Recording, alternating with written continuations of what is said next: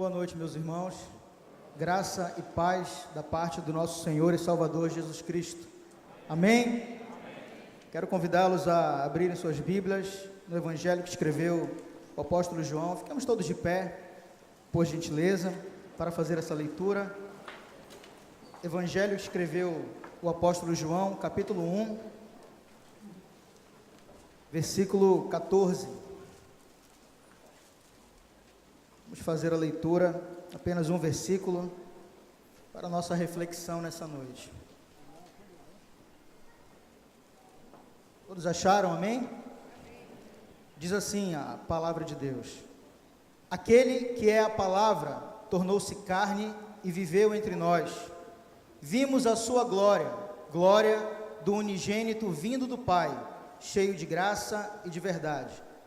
Mais uma vez, aquele que é a palavra tornou-se carne e viveu entre nós. Vimos a sua glória, glória do unigênito vindo do Pai, cheio de graça e de verdade. Feche seus olhos nesse momento, vamos orar mais uma vez ao Senhor. Pai, nós queremos te exaltar e te louvar mais uma vez, Senhor. Desta vez agora, iremos cultuar o teu nome, Senhor, através da tua palavra, que será ministrada nesse momento. Senhor, fala ao nosso coração através dela, não através de quem está com o microfone na mão, Senhor, não através de homens, mas porque Tu és Deus, Senhor, e Tu tem compromisso com a Tua palavra antes de qualquer coisa. Por isso, Senhor, prepara os nossos corações, prepara, Senhor, a nossa mente, para que a semente da Tua palavra possa penetrar no solo do nosso coração. Assim nós oramos, Pai, te agradecemos por tudo, em nome de Jesus, o Teu Filho. Amém e amém. Os irmãos podem sentar.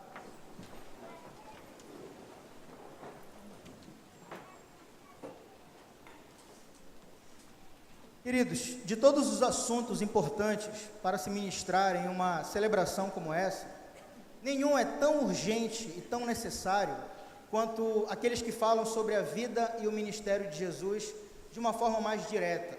Os evangelhos, eles têm essa temática, eles trabalham com essa proposta de narrar a vida e o ministério de Jesus. Mas diferente dos outros evangelhos e sinóticos, Mateus, Marcos e Lucas, o evangelho de João, ele trabalha a vida e o ministério de Jesus de uma forma mais profunda, eu diria, pois ele traz uma coletânea de versículos que em suas sentenças resumem o plano salvífico de Deus para a humanidade perdida. E isso tem uma relação direta com o propósito de João ao escrever o seu evangelho, que era fazer com que os seus leitores crescem, ou que pelo menos continuassem crendo que Jesus Cristo é o Filho de Deus, e com isso as pessoas pudessem ter vida no nome de Jesus. Isso está registrado em João, capítulo 20, versículo 31, quando João fala um dos propósitos pelo qual ele escreve o seu evangelho. Mas dentre os textos que resumem o plano salvador de Deus para com o mundo, João 3,16 talvez seja o principal deles, que resume literalmente a proposta salvadora de Deus para o homem. E é um texto clássico das Escrituras, para muitos, o texto mais citado e pregado do mundo, porque Deus amou o mundo de tal maneira que deu o seu Filho unigênito, para que todo aquele que nele crer não pereça, mas tenha a vida eterna. Esse é apenas um texto que resume o plano salvador de Deus para com o mundo. Outro texto importante no Evangelho de João é o capítulo 6 e o versículo 35, aonde Jesus declara: Eu sou o pão da vida, aquele que vem a mim nunca terá fome, aquele que crer em mim nunca terá sede. E um outro texto importante também no Evangelho de João é o capítulo 8 e o versículo 32, é outro exemplo apenas do plano salvador de Deus. Diz Jesus: E conhecereis a verdade, e a verdade vos libertará. A verdade que todo homem precisa conhecer é Cristo. Ele é a verdade que os judeus, ou melhor, alguns judeus do seu tempo rejeitaram. Verdade que o homem pecador necessita encontrar, pois esta verdade é capaz de libertar e salvar todo homem arrependido dos seus próprios pecados. Apenas nesses 3 versículos que eu acabei de citar, João 3,16, João 6,35 e João 8,32, podemos ver a pessoa de Jesus como o Salvador do mundo, em João 3,16, como o alimento que sacia as nossas necessidades, em João 6,35, e como a verdade libertadora, ou a verdade que liberta, em João 8,32. Meus irmãos, a vinda de Jesus a este mundo nunca foi um evento qualquer, e sim o maior evento que a humanidade já conheceu. Cristo trouxe uma nova esperança a esse mundo dominado pelo pecado.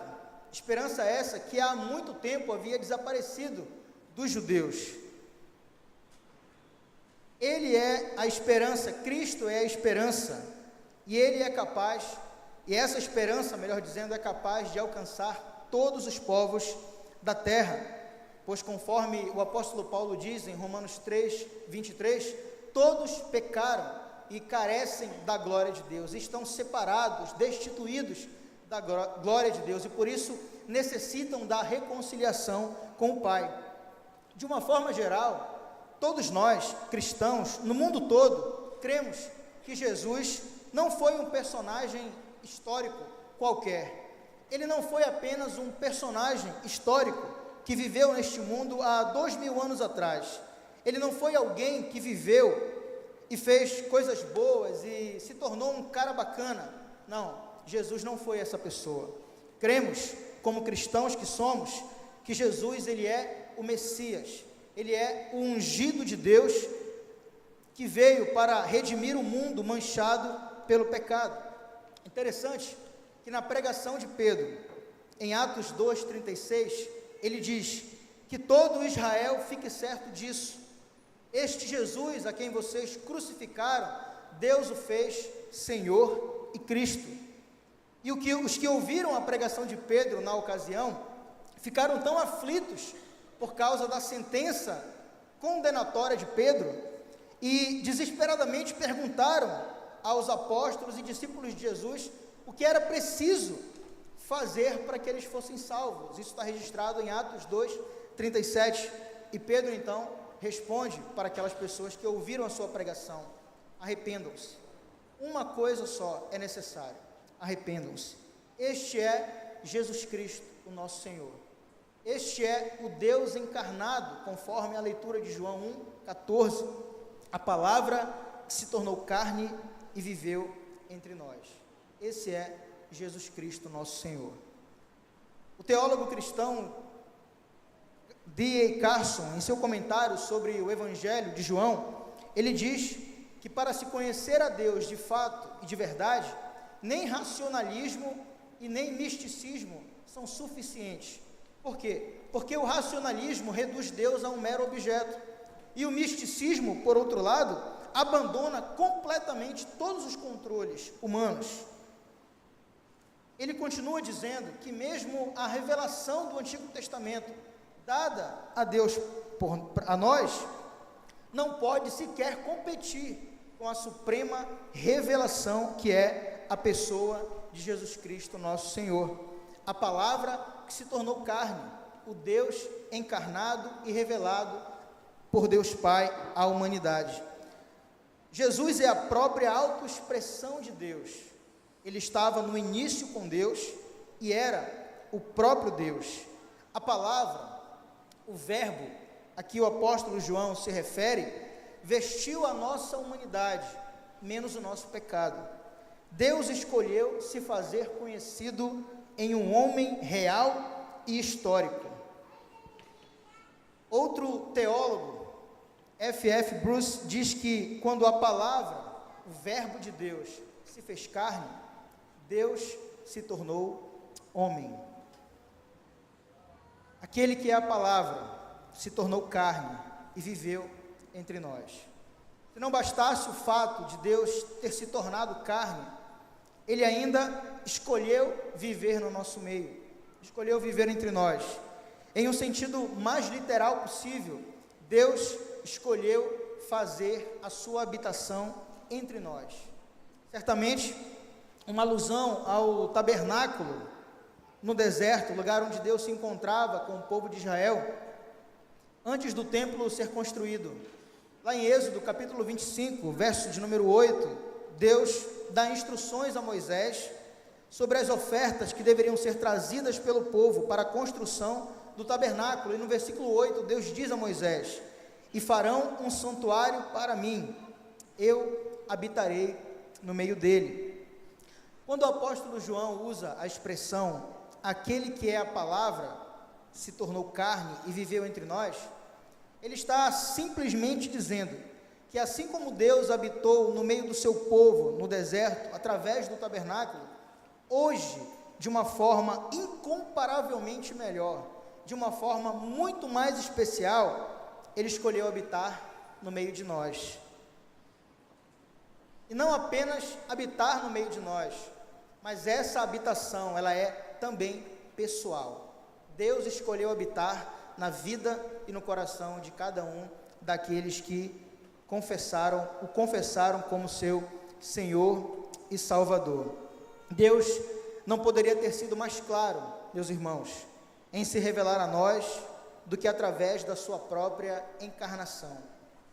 A palavra que se tornou carne.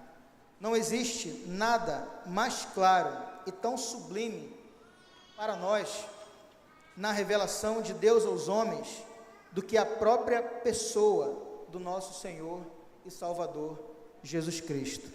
Ele é a palavra que se tornou carne e viveu entre nós. E a sua glória foi vista entre os homens, a sua glória então foi revelada. Perceba que na segunda metade do versículo 14 de João capítulo 1, ele diz: e vimos a sua glória, glória como do unigênito vindo do Pai, cheio de graça e de verdade. Jesus viveu aproximadamente 33 anos como homem nesta terra. Dos 33 anos que ele viveu, 3 foram separados para o seu ministério, uma vida integralmente aproveitada no seu ministério. Os evangelhos, eles narram os muitos momentos em que Cristo operou milagres no meio dos discípulos, operou milagres também no meio dos incrédulos, operou milagre no meio dos doentes e também até dos mortos. No capítulo 2 e no versículo 11 do Evangelho de João, está escrito: este sinal miraculoso em Caná da Galileia, no episódio da transformação da água em vinho, foi o primeiro que Jesus realizou. O texto continua dizendo: revelou assim a sua glória e os seus discípulos também creram nele. Todos os sinais que Jesus operou através de cura de doenças, através da multiplicação de alimentos, através do perdão dos pecados às pessoas que foram salvas e libertas por Cristo, todos esses sinais eram a sua glória sendo revelada aos homens. A mesma glória que o apóstolo João se refere no texto que nós lemos no início. Quando Jesus soube que o seu amigo Lázaro estava muito doente, prestes a morrer, ele disse: essa doença não acabará em morte, é para a glória de Deus, para que o Filho de Deus seja glorificado por meio dela. Isso está registrado em João capítulo 11, versículo 4. A glória que João e muitos testemunharam, e que ele se refere no texto do versículo 14, do capítulo 1 do seu Evangelho, era a glória do Filho único de Deus, como ele mesmo declara, o Filho unigênito.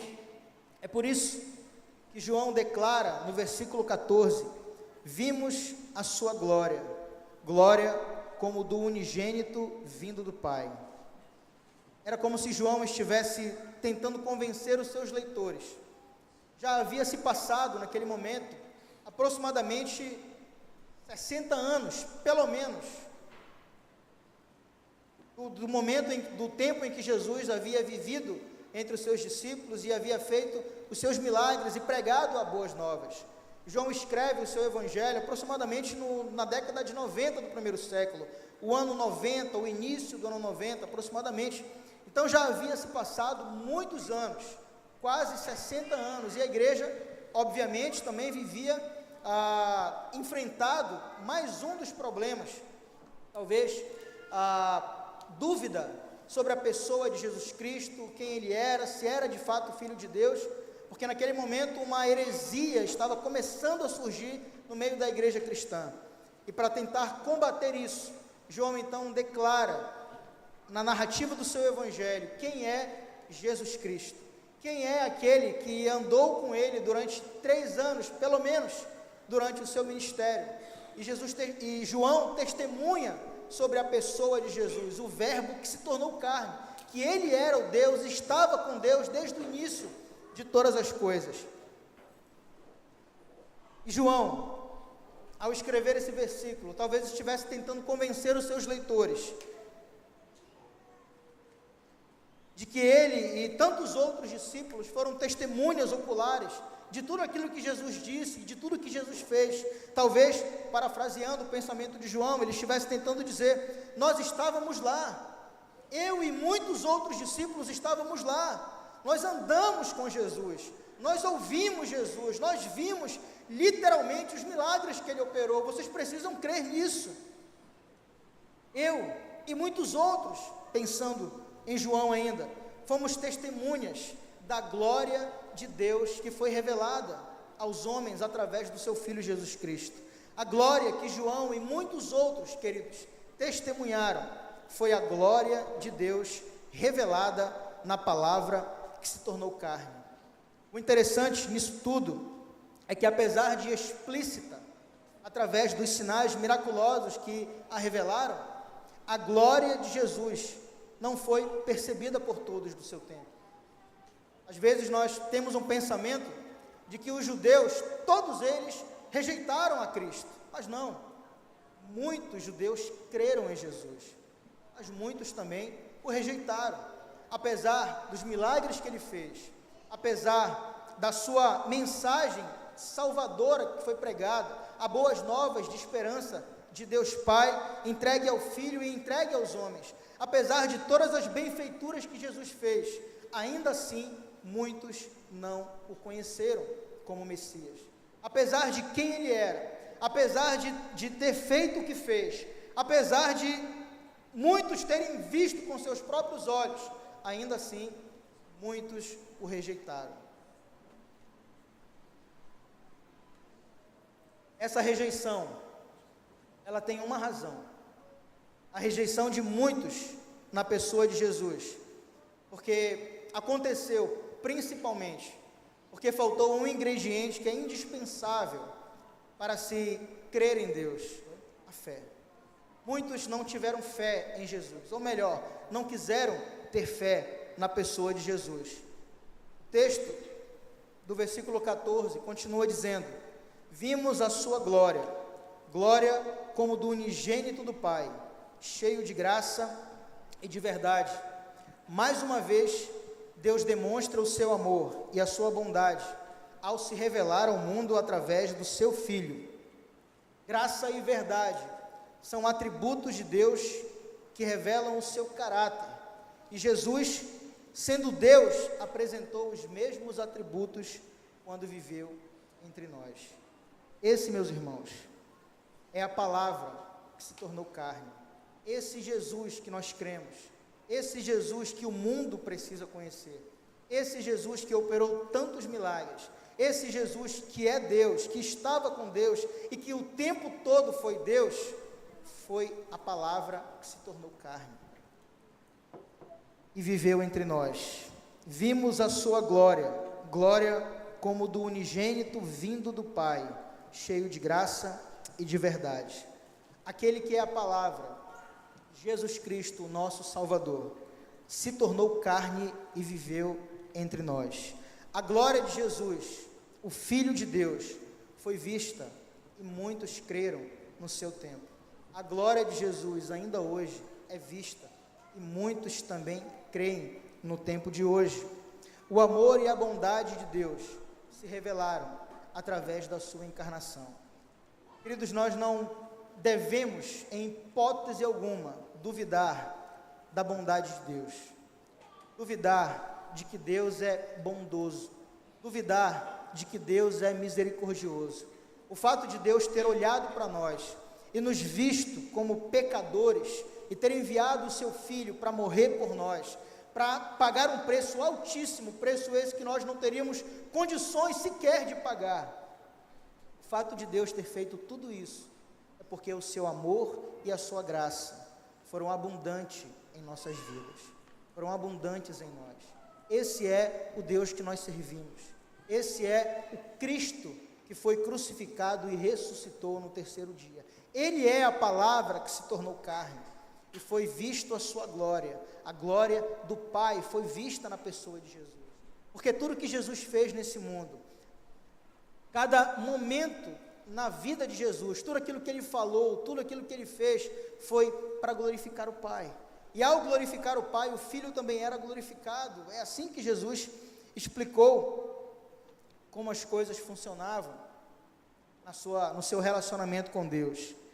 Esta é a glória revelada do Deus encarnado, a encarnação de Cristo, a encarnação de Deus neste mundo, Deus se tornando homem para se aproximar da sua criação, para se aproximar dos homens e mostrar e revelar o seu amor, é a maior prova de que Deus ele é bondoso e misericordioso para conosco. Todos nós temos a oportunidade de conhecer esse Deus que entregou o seu Filho para morrer por nós. Todos os homens, sem exceção, têm a oportunidade de confessar Cristo como seu Senhor e Salvador. O problema é que nem todos fazem isso. O problema é que nem todos querem reconhecer Cristo como seu Senhor e seu Salvador. Hoje, talvez aqui hajam pessoas que precisam reconhecer Cristo como seu Senhor e Salvador. E essa talvez seja a oportunidade de você fazer isso, de você repensar um pouco mais na sua vida, como ela tem sido até aqui, e o que ela pode se tornar a partir do momento que você reconhece Jesus Cristo como seu único e suficiente Salvador. Uma vez, eu conversando com uma pessoa que eu amo muito, e essa pessoa nunca confessou a Cristo como seu Senhor e Salvador, eu disse exatamente essas palavras, falando sobre o plano de salvação a essa pessoa. Eu disse: se tudo aquilo que eu creio, que existe uma vida com Deus no futuro, que existe um plano salvador por trás, ou irá se revelar após essa vida que nós estamos vivendo, se eu creio que tudo isso é verdade, mas no fundo é mentira, e todos nós vamos para o mesmo lugar, o destino de toda a humanidade será o mesmo, se tudo aquilo que eu acredito for mentira, eu não perco nada. Eu disse a ela: não perco nada, o nosso destino vai ser o mesmo, eu vou para o mesmo lugar que você vai, se o plano salvador não for verdade. E aquela pessoa ficou pensando,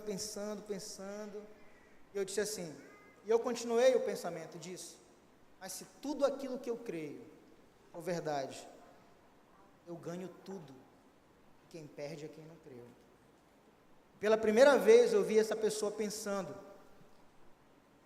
exatamente nessas palavras ele disse: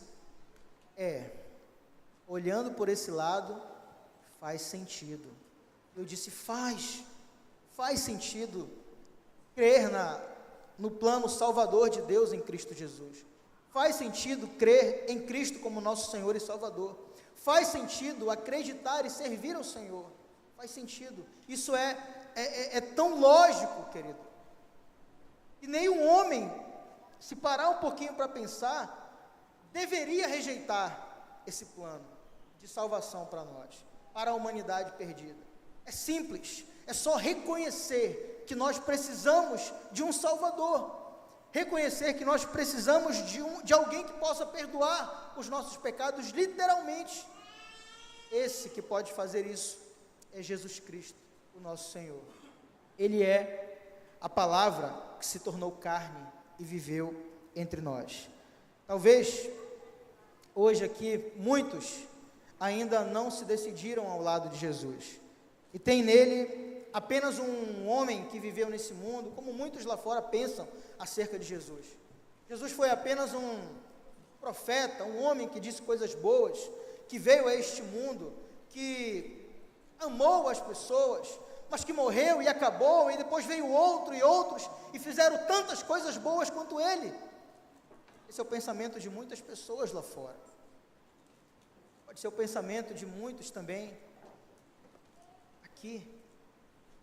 Mas uma coisa é necessária para nós, uma decisão que pode mudar a nossa vida, como mudou a minha vida e mudou a vida de muitos aqui hoje. A decisão de reconhecer Cristo como nosso único e suficiente Salvador. Talvez essa seja a decisão que você precise tomar hoje. Só existem dois caminhos, queridos, e uma decisão é necessária.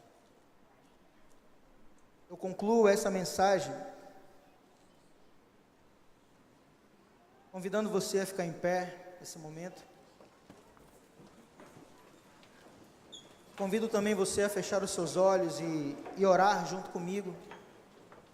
Mas antes de orar, eu gostaria de convidar aqui pessoas que talvez nunca se decidiram ao lado de Jesus, pessoas que precisam tomar uma decisão na sua vida, que precisam dar um outro rumo para ela,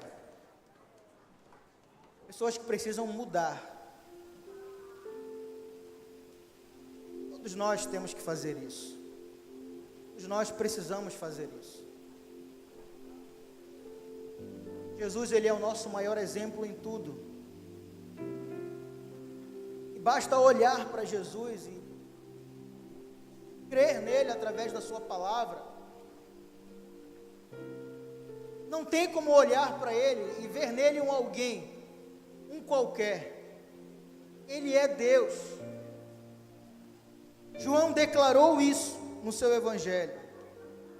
O Deus que deixou a sua glória, e mesmo deixando a sua glória, Ele a revelou nesse mundo, porque Ele se tornou carne, Ele se tornou humano, se tornou homem como nós. Esse é o Deus que nós cremos, esse é o Deus que muda vidas. Se tem alguém nessa noite que nunca se decidiu ao lado de Jesus, você tem a oportunidade de confessá-lo nesse momento como seu único e suficiente Salvador. Você tem a oportunidade de entregar a sua vida a Jesus. Você tem a oportunidade de recebê-lo como o Salvador da sua alma. Uma coisa apenas é necessária: reconhecer Jesus como seu Senhor e como seu Salvador. Se há alguém que deseja fazer isso, levante a sua mão, dê um sinal, nós iremos orar por você. Tem alguém que quer, que reconhece que precisa renovar o seu compromisso com Deus, se reconciliar com o Senhor? Você também tem a oportunidade de fazer isso. E há alguém, levante a sua mão, dê um sinal, nós iremos também orar por você. Mas se não há, continue com seus olhos fechados e ore ao Senhor mais uma vez. Pai, Tu és bondoso, Tu és misericordioso, Tu és um Deus, Tu és o único Deus, um Deus que nos ama, um Deus que cuida de nós, um Deus onde a Tua palavra, Senhor, ela revela a Tua beleza, ela revela a Tua bondade, as Tuas misericórdias, ela revela o teu amor incondicional, ela revela a tua graça, Senhor. A tua palavra diz que um dia, Senhor, tu deixou a tua glória e escolheu viver entre nós, se tornando carne, se tornando humano. Ó Senhor, nós queremos firmar, Senhor, cada dia mais o nosso compromisso contigo, dizer o quanto nós te amamos e precisamos do Senhor em nós. Nós queremos, Senhor, ver a tua glória através da doce e suave presença do teu Espírito Santo. Obrigado, Senhor, porque apesar dos pesares, apesar das dificuldades da vida, Pai, apesar das tribulações que vivemos diariamente, ainda assim o Senhor cuida de nós, ainda assim o Senhor nos abraça, ainda assim o Senhor nos carrega no seu colo, como filhinhos amados. Eu oro, Senhor, nesse momento por cada pessoa aqui representada, cada família, Senhor, representada. Que tu abençoe, Senhor, de uma forma poderosa, cada lar representado nesta noite aqui, Senhor. E que nós nunca, jamais possamos nos esquecer de que tu és, Senhor Jesus, o Verbo que se tornou carne. Tu és o Verbo que se tornou carne e escolheu viver entre nós.